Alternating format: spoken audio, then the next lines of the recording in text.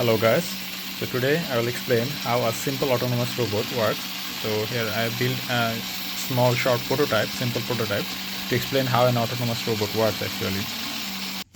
So I have removed the battery connection from here, so it's stopped, it won't run again. So I will explain how it works. So first, this is the power source, battery, and then this is the brain, the Arduino, and this is the controller which controls the motor speed and direction.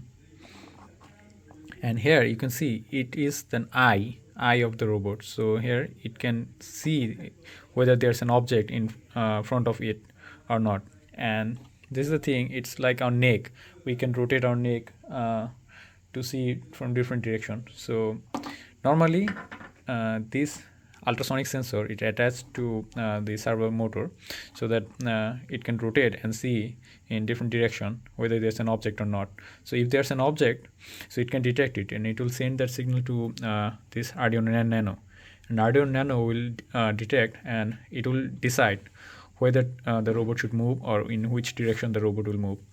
And then it sends this to this motor controller, motor driver, and this motor driver will control these two motor. So why do we use a motor controller here? Because Arduino Nano, it's very sensitive circuit, cannot provide as much power that this two motor will require, and also it cannot control the speed as well. So we need external motor driver here. And here this is LDR sensor, but there's no function here. It was my previous project. So that's it.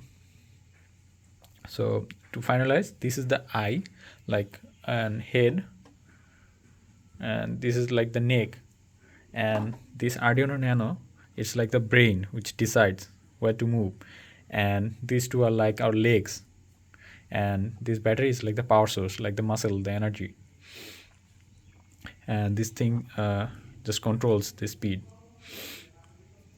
Okay, so that's it. Thank you very much.